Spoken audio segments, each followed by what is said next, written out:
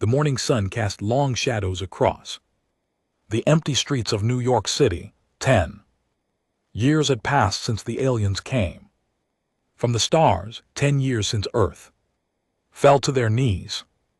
Jake Morrison stood at his small apartment window looking down at the quiet street below. At 32 years old, he still remembered the day the ships arrived. He had been a Marine sergeant, then fighting wars in distant countries. Now he swept floors in an alien factory, just another human slave.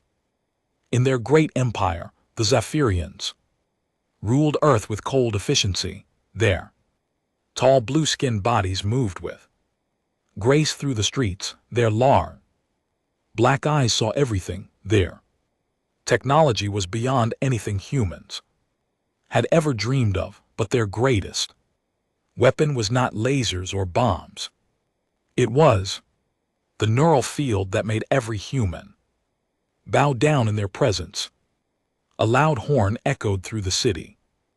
Jake knew what it meant. Queen Valstra was coming for another compliance ceremony. All humans had to gather in Central Park to hear her speak. Missing the ceremony meant death. Jake put on his worn jacket and walked outside. Thousands of people moved through the streets like ghosts. Their faces showed no emotion. The neural field was already working, preparing their minds for submission. Children held their parents' hands. Old people walked slowly on tired legs. Everyone moved toward the park. The park was filled with humans standing in perfect rows. At the front, a large platform rose from the ground. Zephyrian guards stood around it, their silver armor shining in the sunlight. Their weapons hummed with deadly energy.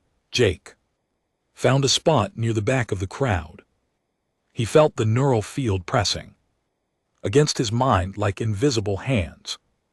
It whispered to him to kneel, to submit, to accept his place as a conquered human. He had felt this feeling many times before. Every human had. It was impossible to fight. A bright light flashed from the sky. A ship landed silently on the platform. Its doors opened with a soft hiss. Queen Valstra stepped out. She was tall and beautiful in an alien way. Her blue skin was smooth like polished stone. Her black hair fell to her shoulders. She wore a crown made of some strange metal that seemed to glow with its own light. Her dress was white and moved like liquid in the wind. The moment she appeared, every human in the park fell to their knees. The neural field crashed over them like a wave. Heads bowed, eyes looked down at the ground. 20,000 people knelt in perfect silence. Every human except one. Jake Morrison remained standing. The neural field pressed against his mind harder than ever before. It felt like needles trying to push into his brain. His legs shook with the effort of staying upright. Sweat ran down his face, but he did not kneel. Queen Valstra began to speak. Her voice carried across the park without any microphone. Humans of Earth, she said, 10 years ago, your species chose war instead of peace. You chose death instead of life. We gave you many chances to surrender. You refused them all. Jake's hands clenched into fists. He remembered those days, the desperate fighting, the brave soldiers who died trying to protect their world, his friends who never came home. We could have destroyed you all, the Queen continued. Instead, we showed mercy. We allowed you to live under our rule. We gave you purpose. We gave you order. We gave you peace. The neural field grew stronger. Jake felt his knees wanting to bend. The pressure in his head was like a hammer hitting his skull, but something deep inside him refused to give up. The same something that had kept him fighting when his unit was surrounded, the same something that made him a Marine. You exist now to serve the Zapirian Empire, Queen Valstra said. Your children will serve us, their children will serve us. This is the natural order, the strong rule, the weak obey. Jake took a step forward, then another. The crowd parted around him as he walked toward the platform. Every human he passed stayed on their knees, their eyes locked on the ground. The Zephyrian guards noticed him, moving but did not act. They had never seen a human resist the neural field before. Queen Valstra's speech stopped. Her large black eyes found Jake in the crowd. She stared at him as he continued walking forward. The neural field around her grew even stronger, but Jake kept moving. His legs felt like they were made of lead. His head pounded with pain, but he did not stop. Impossible. One of the guards whispered in their alien language. Jake stopped 20 ft from the platform. He looked up at Queen Valstra with clear eyes. Around him 20,000 humans knelt in silence. But he stood tall, his back straight, his jaw set in determination. Queen Valstra's beautiful face twisted with anger and surprise. In 10 years of ruling Earth, no human had ever remained standing in her presence. The neural field that controlled millions of minds had failed against this one man. How dare you, human, she shouted. Her voice echoed across the silent park like thunder.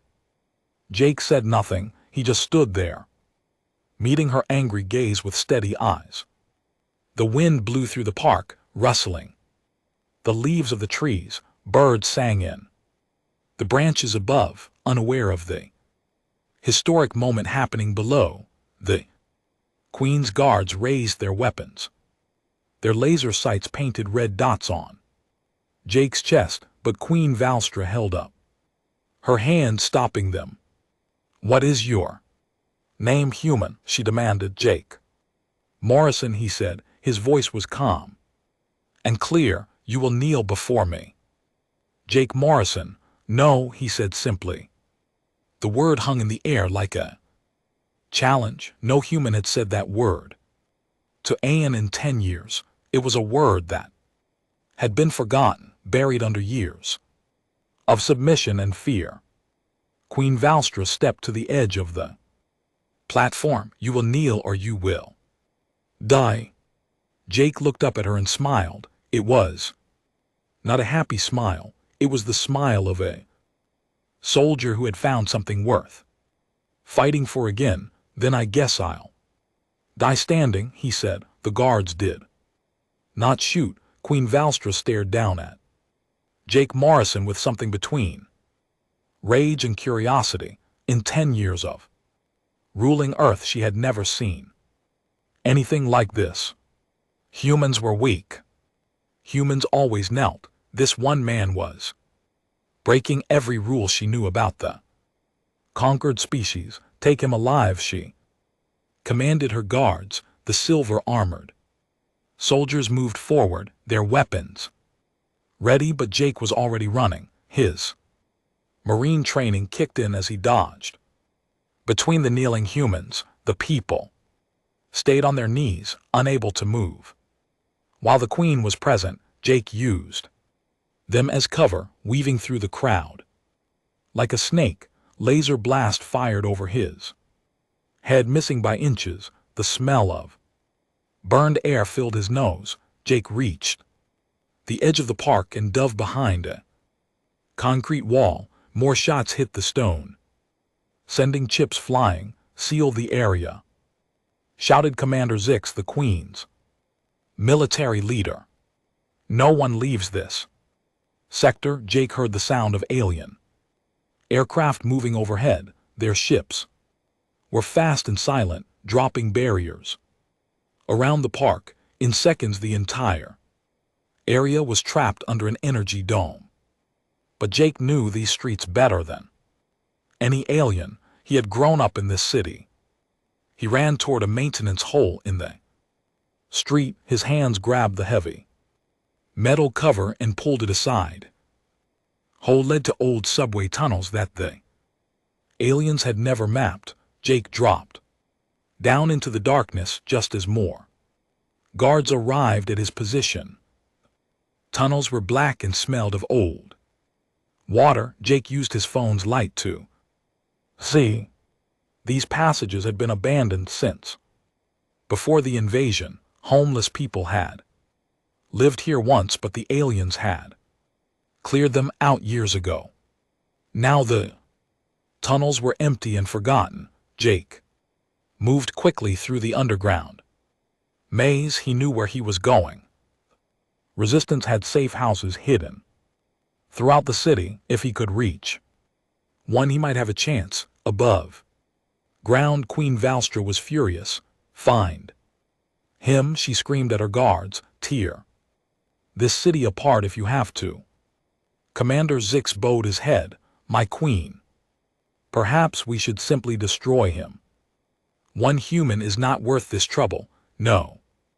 The queen's eyes blazed with anger. This human has done something impossible.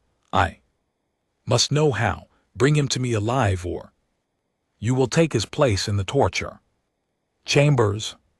The commander's blue skin turned pale. Yes, my queen.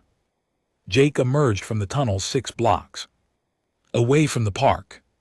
The street was empty, except for alien patrol drones floating in the air. Their red scanning lights swept back and forth looking for any sign of human movement. He waited until a drone passed, then ran across the street to an old apartment building. The door was locked, but Jake had learned to pick locks during his time in the resistance. The door opened quietly and he slipped inside. The building was dark and empty. Most humans lived in the housing blocks that the aliens had built. These old buildings were forgotten ruins from the time before the conquest. Jake climbed the stairs to the 3rd floor and found apartment 3B. He knocked on the door in a special pattern. 3 knocks, pause. 2 knocks, pause. 1 knock. The door opened slowly. A woman with short brown hair looked out. Her name was Lisa Carter, and she had been a scientist before the invasion. Now she worked with the human resistance, trying to find ways to fight back against alien technology. Jake, she whispered, what are you doing here? The aliens have search teams all over the city. I need to see Turner. Jake said, something happened today, something big. Lisa led him inside and locked the door behind him. The apartment was small and simple, but it hid many secrets. Behind a false wall was a room full of computers and scientific equipment. Lisa had been studying alien technology for years, looking for weaknesses. Captain Alex Turner was waiting in the hidden room. He had been an army officer before the invasion, and now he led the largest resistance cell in the city.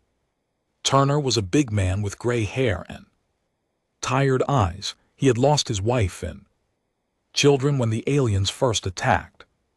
Morrison Turner said, we heard about what happened in the park. Every communication channel is buzzing with reports. Did you really stay standing when the Queen was there? I did, Jake said. I don't know how, but the neural field didn't work on me. Lisa's eyes went wide. That's impossible. Every human responds to the neural field. It's based on our brain chemistry. There's no way to resist it. Well, I did resist it, Jake said, and now they're hunting me.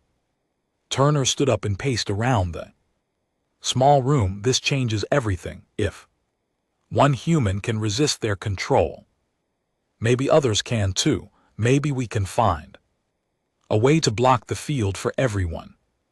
We need to run some tests, Lisa said. She was already pulling out strain devices from her equipment. Jake, if you really are immune to their neural control, you might be the key to winning this war. Before Jake could answer, alarms started ringing throughout the building. Red lights flashed outside the windows. The sound of alien aircraft filled the air. They found us, Turner said grimly. Lisa grabbed her most important equipment and stuffed it into a bag. Turner checked his weapon, an old pistol that wouldn't do much against alien armor, but was better than nothing. There's an escape route through the basement, Turner said. It connects to the old subway system. They could hear heavy footsteps on the stairs. Outside, the aliens were searching every floor of the building. Laser weapons charged with a high-pitched whine. Jake looked at Lisa and Turner. I'm sorry I brought them here. Don't be sorry, Lisa said. If you can really resist their control, then today might be the day we started winning. Turner opened a hidden panel. The floor move. We have maybe 30 seconds before they break down the door. The three of them dropped through the panel into the basement just as the apartment door exploded inward. Alien soldiers poured into the room, their weapons ready, but they found only empty rooms and the smell of fear. In the basement, Jake, Lisa, and Turner crawled through a narrow tunnel that led to the old subway system. Behind them, they could hear the aliens searching the building. Voices shouted in the alien language. Equipment beeped as they scanned for human life signs. The neural field, Lisa whispered as they crawled. Jake, when you felt it pushing against your mind, what did it feel like? Like someone trying to force their way into my thoughts, Jake said, but something inside me pushed back, something strong. Interesting, Lisa said. I need to study your brain patterns. If I can understand what makes you different, I might be able to replicate it. They reached the subway tunnels and stood up. Turner led them through the dark passages with a small flashlight. The tunnels stretched for miles under the city, connecting to safe houses and supply caches that the resistance had built over the years.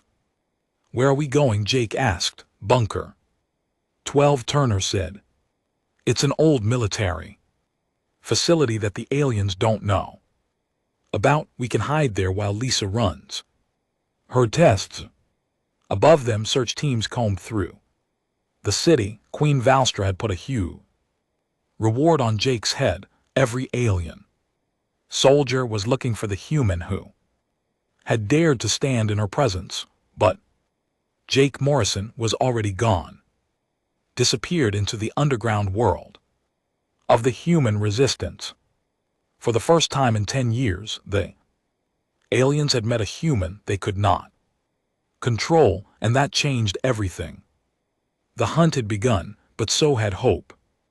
Bunker 12 was hidden deep underground, 50 ft below the old subway tunnels. It had been a government emergency shelter before the invasion. Now it served as the main headquarters for the human resistance in New York. Jake followed Turner and Lisa through a maze of concrete corridors. The bunker was bigger than he had expected. Dozens of people worked at computers and radio equipment. Others cleaned weapons or studied alien technology. Everyone looked up when Jake entered. Word of what had happened in the park had already spread. Is it true? Asked a young man with red hair. His name was Danny Walsh, and he looked like he was barely 20 years old. Did you really stand up to the Queen? I stayed standing, Jake said, but I don't know why. An older man with white hair approached them. He wore a lab coat that had seen better days. I'm Dr. Frank Cole, he said, shaking Jake's hand. I used to work for NASA before our visitors arrived. Now I help Lisa study their technology. Lisa set up her equipment in a small room that served as the bunker's laboratory. She attached sensors to Jake's head and arms. Machines beeped and showed strain patterns on their screens. This is amazing, Lisa said, studying the data. Your brain produces a unique electromagnetic field. It's very weak, but it's there. I think it interferes with the neural control signals. Dr. Cole looked at the readings over her shoulder. It's like natural shielding. But how is that possible? Humans don't have electromagnetic fields in their brains. Some do, Lisa said. Very few. But some, maybe 1 in a million. Jake might be a genetic mutation that developed after generations of evolution. Turner sat down in a corner of the room. Can we copy it? Can we make other people immune like Jake? Maybe, Lisa said, but I'll need more equipment, rare metals, and computer chips that we can only get from alien installations. Jake looked at the readings on the screen. The lines moved up and down like a heartbeat. So I'm some kind of freak. Your evolution, Dr. Cole said, nature's answer to an impossible problem. The Zephyrians thought they had perfect control over humans, but life always finds a way to adapt. A woman with dark skin entered the lab. Her name was Maria Lopez, and she had been a fighter pilot before the invasion. Now she led scouting missions for the resistance. Turner, she said, we have a problem. The aliens are tearing the city apart looking for Jake. They've increased patrols by 300%, and they're offering rewards to any human who helps them find him. Collaborators, Turner said with disgust. There are always humans willing to sell out their own species.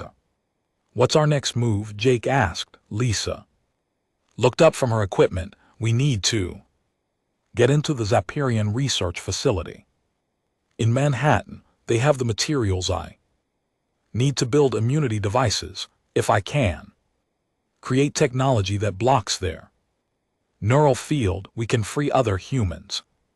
That place is a fortress, Maria said. 20 guards, energy shields, automated defense systems. It would be suicide.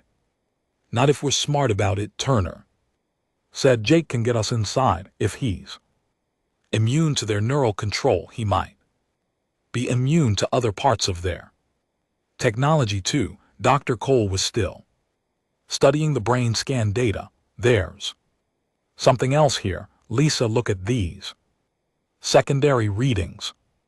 Lisa moved to another computer screen. Her face went pale as she read the information. Oh no, this is worse than we thought. What is it? Jake asked. The research facility isn't just studying alien technology, Lisa said. They're experimenting on humans. They're trying to map our genetic code to find people like you, people who might be naturally resistant. Turner stood up quickly. Why would they want to find resistant humans? To eliminate them, Dr. Cole said grimly. They're not just looking for immunity, they're looking to breed it out of the human population. They want to make sure no more people like Jake are ever born. Jake felt sick to his stomach. How many people are they experimenting on? According to this data, hundreds, maybe thousands. They're taking people from all over the world and bringing them to research facilities. Most of them die in the experiments. Maria hit the wall with her fist. We have to stop this. We will, Turner said. But first, we need to get the equipment Lisa needs. Jake, are you willing to help us break into that facility? Jake thought about all the innocent people being tortured and killed in alien laboratories. He thought about the humans kneeling in the park, unable to resist the neural field. He thought about his friends who had died fighting for Earth's freedom. "I'm in," he said. Lisa spent the next few hours preparing for the mission. She created a simple scanner that could detect Jake's electromagnetic field. If her theory was right, the field might interfere with other alien technology besides the neural control system. The facility has motion sensors and alarm systems, she explained, but they're all based on Zaffiran technology. If Jake's field can disrupt them, he might be able to walk right through their security. Danny Walsh volunteered to help with the mission. Despite his young age, he was one of the best fighters in the resistance. He had lost his parents in the invasion and wanted revenge against the aliens. Maria studied maps of the facility. There are 3 ways in. The front entrance is too heavily guarded.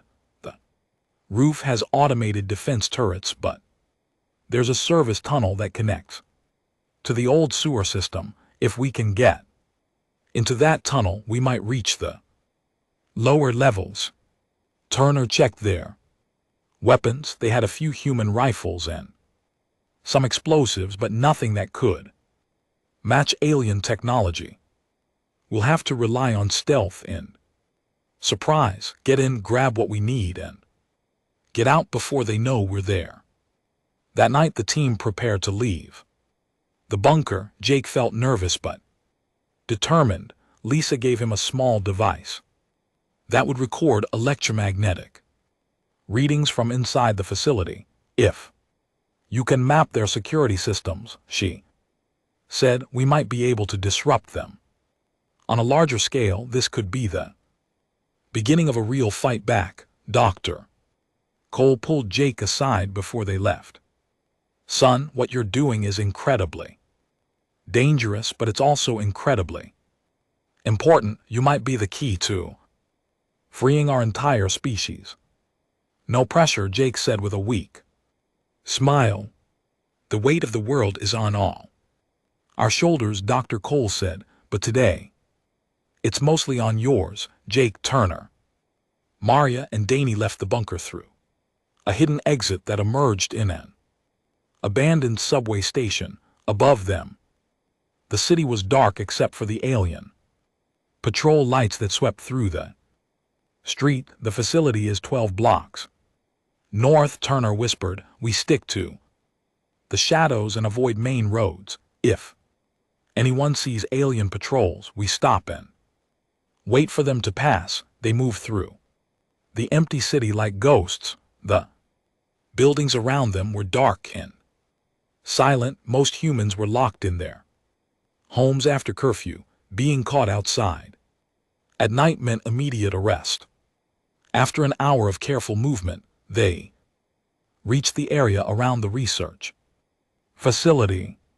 The building was tall and made of smooth black metal that seemed to absorb light. Energy shields glowed around the entrances. Guard towers watched every approach. There, Maria pointed to a small grate near the base of the building. "That's our way in." But as they prepared to enter the facility, none of them knew that Queen Valstra had set a trap. She had learned about human resistance communications and was tracking their radio signals. The Queen wanted Jake Morrison badly, and she was willing to sacrifice an entire research facility to get him. The hunt was about to become a battle. The service tunnel was dark and narrow. Jake crawled through it first, followed by Turner, Maria, and Danny. The metal walls were cold against their hands and knees.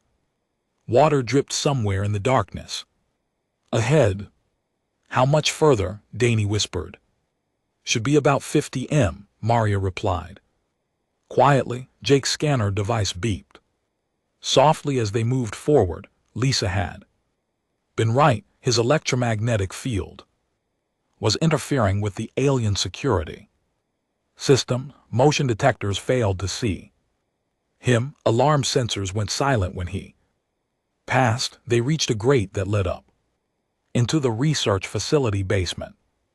Jake pushed it open carefully and climbed up. The room above was filled with alien computers and strange machinery. Blue lights pulsed along the walls like a heartbeat. Clear, Jake whispered down to the others. One by one they climbed into the facility. Turner pulled out his rifle and checked the hallway outside. The corridor was empty, but they could hear sounds of activity from other parts of the building. The main lab should be on the third floor, Maria said, checking her map. That's where they keep the rare materials. They moved through the facility like shadows. Jake's immunity to alien technology made him their scout. He walked ahead, disabling security systems with his presence. The others followed in his path, staying close to avoid detection. On the second floor, they found something that made them all stop in horror. Through a glass window, they could see a laboratory filled with human prisoners. Men, women, and children were connected to alien machines. The devices were doing something to their brains, changing them, testing them. My God, Turner whispered. How many people are they holding here? Too many, Jake said, his hands clenched into fists. We're going to free them, all of them. That wasn't the plan, Maria said. We're here for the equipment. Plans change, Jake said firmly. I won't leave these people here. They found the main laboratory on the third floor. It was filled with alien technology that Lisa needed, rare metals in sealed containers, computer chips that glowed with their own light, devices that Jake's scanner couldn't even identify. Danny started loading equipment into a bag while Turner watched the door. Maria worked on the computer systems, trying to download information about the alien experiments. I'm getting data on all their research, Maria said. This is incredible. They've been studying human genetics for years. They know exactly which bloodlines might produce people like Jake. How many others are there? Jake asked. According to this, maybe a few thousand. Worldwide, they've been hunting them down and bringing them here. Most die in the experiments, but some show partial resistance. Jake felt a cold anger growing in his chest. The aliens weren't just conquering Earth, they were trying to destroy any chance of future human resistance. We need to warn the other resistance cells, Turner said. If there are more people like Jake out there, we need to find them before the aliens do. Danny finished loading the equipment. Got everything on Lisa's list. We should go, but Jake wasn't moving. He was staring at the computer data that showed locations of other research facilities around the world. Thousands of humans were being tortured and killed, and no one knew about it except the resistance. We're going to hit all of them, Jake said suddenly. What? Turner looked at him in surprise. All the facilities. We're going to organize a coordinated attack and free every prisoner. Then we're going to use Lisa's immunity devices to start a real uprising.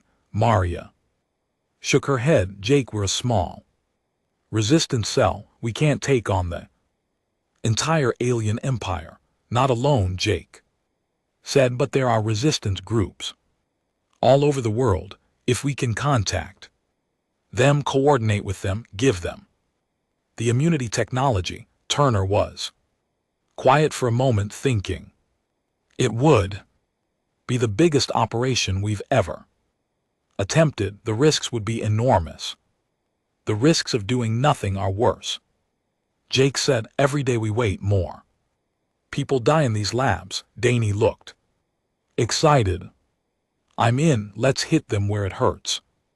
Before anyone could argue further, alarms started ringing throughout the facility. Red lights flashed in the corridors. The sound of running feet echoed from multiple directions. We're blown, Maria said. Someone spotted us, but Jake realized the truth was worse than that. His scanner was showing massive alien reinforcements arriving outside the building, too many for a simple security response. It's a trap, he said. They knew we were coming. Turner grabbed his rifle. How could they? No, doesn't matter now, Jake said. We need to get out of here. They ran toward the stairwell, but alien soldiers were already coming up from the lower floors. Laser blasts filled the corridor with deadly light. The team dove for cover behind alien computers and equipment. Turner fired back with his rifle, but the bullets bounced off alien armor. Danny threw a grenade that exploded against the wall, doing little damage. We're pinned down, Maria shouted over the noise of battle. Jake looked around the laboratory. His eyes found a device that looked like a communication system. If Lisa was right about his electromagnetic field, maybe he could do more than just disable alien technology. Maybe he could control it. Cover me, he told the others. Jake ran toward the communication device, while laser blasts flew around him. He placed his hands on the alien controls and concentrated. His electromagnetic field pulsed outward, stronger than it had ever been before. The device activated under his touch. Suddenly, Jake could hear alien communications from all over the city. He could hear Queen Valstra giving orders to her troops. He could hear reports from other research facilities. But more than that, he could influence the communications. His field was somehow reversing the alien control systems. Jake spoke into the device, and his words were broadcast to every alien unit in the city. This is Jake Morrison, the human you cannot control. Your neural fields are useless against me. Your technology fails in my presence, and I'm not the only one. Throughout the facility, alien soldiers stopped fighting as confusion spread through their ranks. Their equipment was malfunctioning. Their communications were being disrupted. Impossible, came Queen Valstra's voice over the system. Destroy that facility. Destroy them all. But Jake wasn't finished. He had access to alien communication networks across the entire planet. He sent a message to every resistance cell on Earth. This is Jake Morrison from New York. We have found a way to block alien neural control. We have the technology to fight back. Time for hiding is over. The time for freedom has begun. In cities around the world, resistance fighters heard the message. In London, a man named Steve Parker gathered his team and prepared to attack an alien outpost. In Los Angeles, a woman named Amy Johnson activated devices that Lisa had helped design. Months ago, the global uprising had begun. Back in the research facility, Jake and his team fought their way to freedom. The aliens were confused and disorganized. Their technology was failing them for the first time since they had conquered Earth. But Queen Valstra was not defeated yet.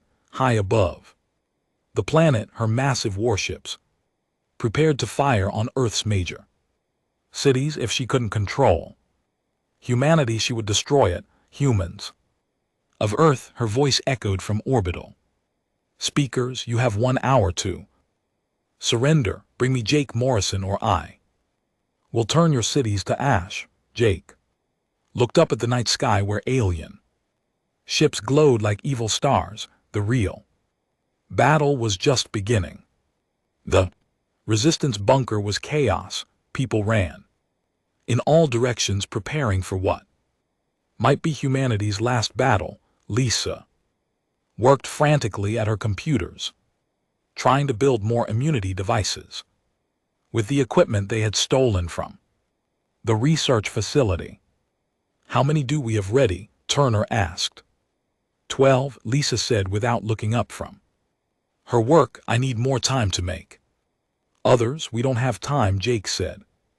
He was studying reports from resistance cells around the world. Queen Valstra's ships are in position over every major city: London, Tokyo, Moscow, Los Angeles. She's ready to destroy them all. Dr. Cole burst into the room, carrying a strange device. I've been monitoring alien communications. Their ships are charging massive weapons. If they fire, millions of people will die. Maria looked up from her radio equipment.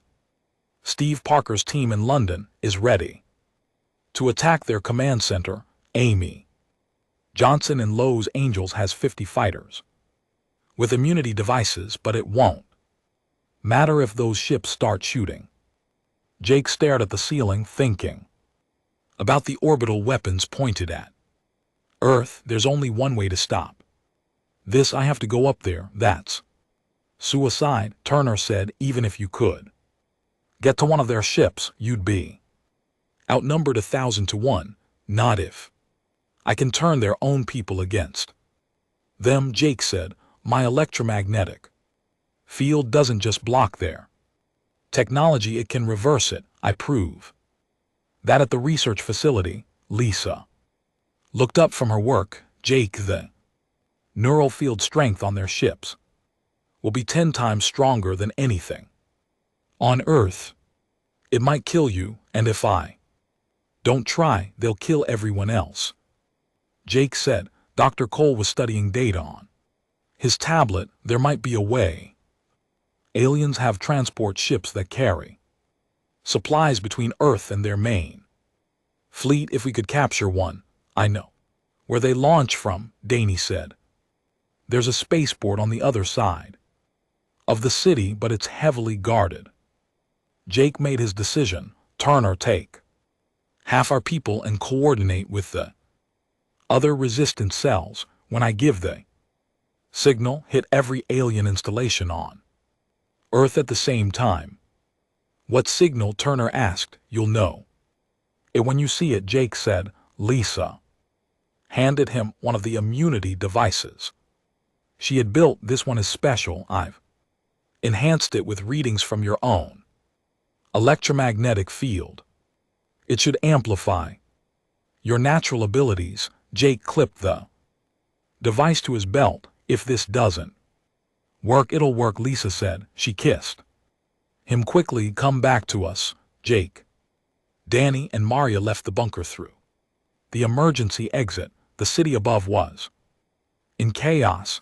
Alien patrols filled the streets searching for resistance fighters. In the sky, the massive alien ships cast shadows over the entire planet. Transport leaves every hour, Maria said as they moved through empty buildings toward the spaceport. Next one is in 20 minutes. They reached the spaceport and hid behind a concrete barrier. The alien transport ship sat on the landing pad like a sleeping metal beast. Guards surrounded it, but their attention was focused on the rebellion happening throughout the city.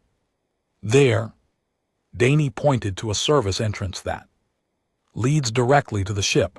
Jake activated Lisa's enhanced immunity device. Immediately he felt his electromagnetic field grow stronger. The feeling was like electricity flowing through his body. When I give the word, you two create a distraction, Jake Said, I'll get on the ship. How will you fly it? Maria asked. I'll figure that out when I get there, Jake said. Danny and Maria moved to opposite sides of the landing area. They opened fire on the alien guards drawing their attention away from the transport ship. Jake ran toward the service entrance, his electromagnetic field disrupting security systems. As he moved, he reached the ship and climbed inside. Interior was filled with alien technology that hummed and glowed. Jake placed his hands on what looked like a control panel. His enhanced field pulsed outward, and suddenly he could understand the alien systems. The ship's computer spoke to him in a strange way. Not with words, but with direct thoughts. It showed him how to pilot the craft, how to navigate to the main fleet, how to access Queen Valstra's flagship. Jake fired up the engines just as alien reinforcements arrived at the landing pad. The transport ship lifted off into the night sky, leaving Earth behind. The journey to the alien fleet took only minutes. Jake's small ship approached Queen Valstra's massive flagship, a vessel that was larger than most Earth cities. He used the transport's identification codes to request landing permission. Transport 77. Requesting docking, Jake said into the communication system. Permission granted, came the reply. Proceed to Bay 12. The flagship's docking bay was enormous. Jake's small transport looked like a toy compared to the alien war machines around it. He landed the ship and walked out onto the deck, his immunity device hidden under his stolen alien uniform. The neural field inside the ship was incredibly strong. Jake felt it pressing against his mind like a physical weight. Without Lisa's enhanced device, he would have been overwhelmed. Immediately, he made his way through the ship's corridors, following signs toward the command center. Alien crew members passed him without question. His electromagnetic field was interfering with their scanning equipment, making him appear as just another Zahirian soldier. The command center was a vast room filled with holographic displays showing Earth below. Queen Valstra stood at the center, surrounded by her officers. She was giving orders to prepare the orbital weapons for firing. Begin the bombardment, she commanded. Target New York first. Make an example of the city where this rebellion began. Jake stepped out of the shadows. I don't think so. Queen Valstra spun around her, eyes wide with shock. Impossible. How did you get here? I flew, Jake said. Simply. The Queen's guards raised their weapons, but Jake's electromagnetic field was already working. The enhanced immunity device made his natural abilities 10 times stronger. Every piece of alien technology in the command center began to malfunction.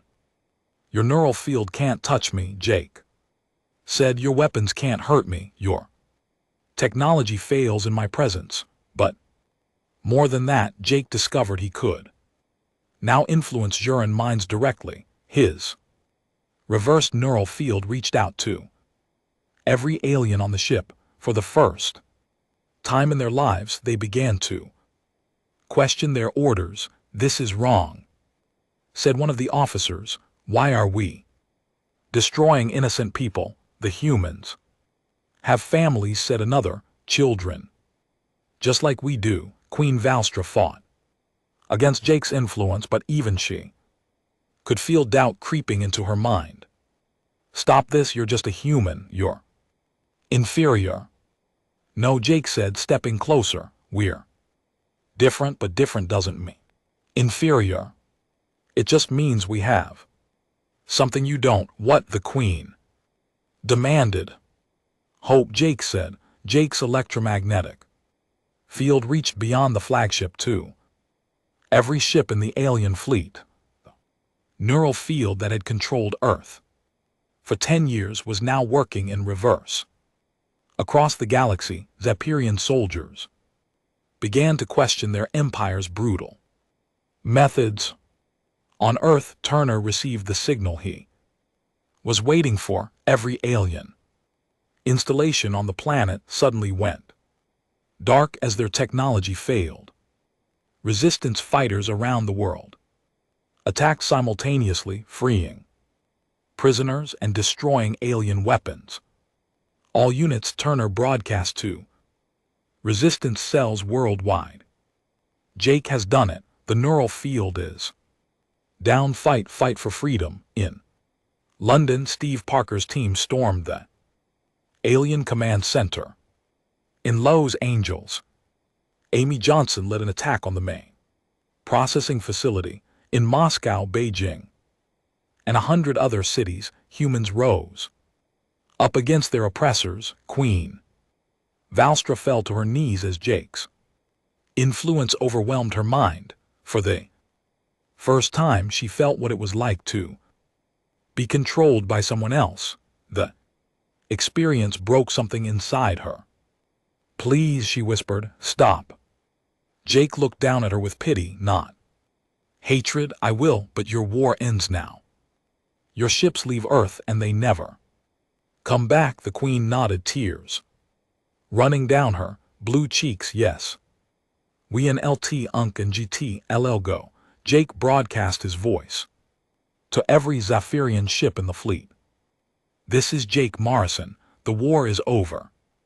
Take your queen and leave our world. If you ever return, you'll find that every human on Earth is like me now. We cannot be controlled. We cannot be conquered. We are free." The alien fleet began to withdraw from Earth orbit. On the planet below, humans emerged from their homes and looked up at the sky. For the first time in 10 years, the stars belonged to them again. Jake returned to Earth and Queen Vistra's personal shuttle, the Resistance bunker, erupted in celebration. When he walked through the door, Lisa ran to him and held him tight. "Is it really over?" she asked. Jake looked around at the faces of his friends. Turner smiled with tears in his eyes. Danny cheered with the others. Maria raised her fist in victory. Dr. Cole just shook his head in amazement. "It's over," Jake said. "We're free." Outside, across the world, humans began the long work of rebuilding their civilization. They would face many challenges in the years ahead, but they would face them as free people, standing tall, never again forced to kneel before anyone. The boy who had refused to bow had taught an entire species how to stand.